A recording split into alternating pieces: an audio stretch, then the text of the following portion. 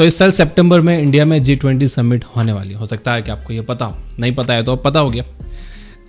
लेकिन उससे पहले अगले महीने फरवरी में औरंगाबाद में G20 कंट्रीज़ का एक बड़ा डेलीगेशन आने वाला है। और इसके अलावा यहीं पर औरंगाबाद में G20 का जो ऑफिशियल एंगेजमेंट ग्रुप है W20, उसकी मीटिंग भी होने वाली। और ये लोग औरंगाबाद के बहुत सारे प्रोमिनेंट साइट्स विजिट करेंगे। तो कुछ दिनों पहले स्मार्ट सिटी अथॉरिटी ने औरंगाबाद के कुछ कंटेंट क्रिएटर्स को अपना ऑफिस बुलाया और कहा कि आप इसके बारे में कोई कंटेंट बनाएं, शहर के बारे में बनाएं, G20 के बारे में बनाएं। तो ये वीडियो उसी बारे में है और ये कोई पेड वीडियो नहीं है, स्पॉन्सर्ड वीडियो नहीं है, ये जस्ट मेरी तरफ से अपने देश के लिए, अपने शहर के लिए, अपने शहर के लोगों के लिए, क्यों खासतौर से अपने शहर के लोगों के लिए, क्योंकि ये हमारे लिए बड़ी बात है। यहाँ हमारे शहर में कोई इतने बड़ा इवेंट पहली बार ही हो रहा है। तो ये बस मेरी एक छोटी सी कोशिश है और अगर आप औरंगाबाद के नहीं हो तो भी ये वीडियो आपके लिए बहुत हेल्पफुल आने वाला है। तो इसे ज़रूर देखना और जितना ज़्यादा हो सके इसे सपोर्ट करना, इसे लाइक करना, शेयर करना ज़्यादा से ज़्यादा, क्योंकि ये मेरे और आपसे काफ़ी ऊपर है। और क्योंकि मैं एनिमेशन वीडियोस बनाने में एक्सपर्ट हूँ, आपको पता है, तो ये वीडियो मैंने एनिमेटेड फॉर्म में ही बनाया है। शुरू करते हैं। इमेजिन कीजिए कि एक गांव में फेमेन आ गया है और वहाँ पर कुछ भी नहीं उग रहा है। ऐसे में गांव के सारे लोगों के पास खाने की कमी है। जिसके पास जो भी है वो उसे बचा कर रखने की कोशिश कर रहा है और कोई किसी के साथ कुछ भी शेयर नहीं कर रहा है। एक नमक का व्यापारी अपने घर में नमक जमा करके रख रहा है, वहीं पर एक गेहूं का व्यापारी गेहूं छुपा कर रख रहा है, कोई गाजर मूली उगाने वाला किसान अपनी फसल सबसे छुपा कर रख रहा है। तो वहीं पर जिसके पास कैटल है वो दूध किसी के साथ शेयर नहीं कर रहा। इस तरह से गांव की प्रॉब्लम सॉल्व होने के बजाय और बढ़ जाती है। लेकिन जब ये लोग साथ में आ जाते हैं और सारे लोग अपने रिसोर्सेज शेयर करते हैं तो गेहूं, गाजर, मूली, नमक और दूसरी चीजों को मिलाकर बहुत अच्छा खाना बन सकता है, जिससे हर कोई सर्वाइव और थ्राइव कर सकता है। साथ ही अगर गांव के इंटेलिजेंट लोग भी साथ आ जाएं तो वो फैमिन की प्रॉब्लम को सॉल्व करने के लिए और भी कुछ कर सकते हैं। ये छोटा सा एग्जांपल आपको G20 इवेंट्स को समझने में हेल्प कर सकता है। 1990s पूरी दुनिया के लिए एक बहुत ही प्रॉब्लम भरा टाइम था। 1994 में मैक्सिको पेसोस क्राइसिस, फिर 1997 में एशियन फाइनेंशियल क्राइसिस, फिर 1998 में रशियन फाइनेंशियल क्राइसिस और लास्ट में 1998 में यूएस का long term capital management collapse.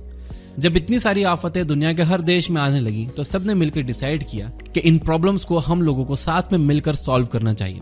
जब 1999 में यह इवेंट स्टार्ट हुआ तो इसमें सिर्फ 7 कंट्रीज थी, इसलिए इसे G7 कहा जाता था। लेकिन इस साल इसमें टोटल 20 कंट्रीज हैं, इसलिए इसे G20 कहा जा रहा है। ओरिजिनली सिर्फ 5 कंट्रीज को इस ग्रुप में परमानेंट सीट दी गई थी। ये 5 कंट्रीज थी USA, रशिया, ब्रिटेन, फ्रांस और चाइना। इन कंट्रीज के पास वेटो पावर है, मतलब ये कंट्रीज किसी भी सजेशन को खारिज कर सकने की ताकत रखती हैं। अगर सारी कंट्रीज एक तरफ हैं लेकिन इन 5 में से कोई एक कंट्री उसके अगेंस्ट है तो वह बिल पास नहीं हो सकता है। लेकिन फिर 2005 में इंडिया, जापान, जर्मनी और ब्राजील ने भी वेटो पावर की डिमांड की। एज ऑफ नाउ इंडिया के पास भी इस इवेंट में एक परमानेंट सीट है। ओरिजिनली इसका गोल सिर्फ फाइनेंशियल स्टेबिलिटी को मेंटेन रखना था, क्योंकि एक कंट्री के फाइनेंसेस उसके लिए सबसे ज्यादा इंपॉर्टेंट होते हैं। अगर आपके पास पैसा होगा तो आपके पास खाना होगा, क्लाइमेट से लड़ने के लिए रिसोर्सेज होंगे, अगर रिसोर्सेज नहीं है तो इसे खरीद सकने की पावर होगी, अच्छी हेल्थ केयर और अच्छा एजुकेशन सिस्टम होगा। और जब ये सारी चीजें बेटर होंगी तो हम बड़ी प्रॉब्लम्स के बारे में सोच सकने के लिए कैपेबल होंगे।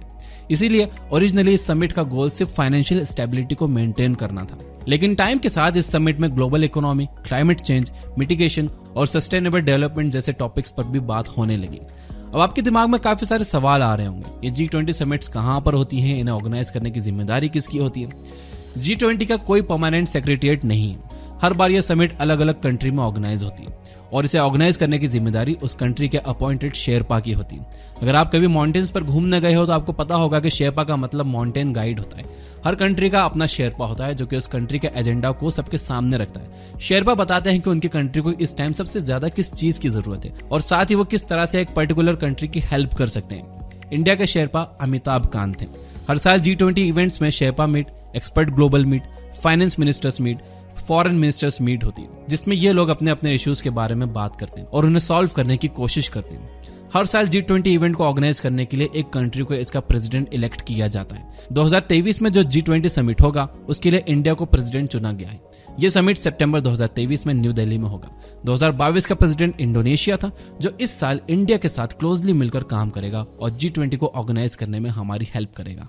इससे पहले 13 और 14 फरवरी 2023 को G20 कंट्रीज के 500 डेलीगेट्स औरंगाबाद में इंडस्ट्रियल विजिट के साथ साथ वर्ल्ड हेरिटेज साइट्स अजंता और एलोरा विजिट करेंगे।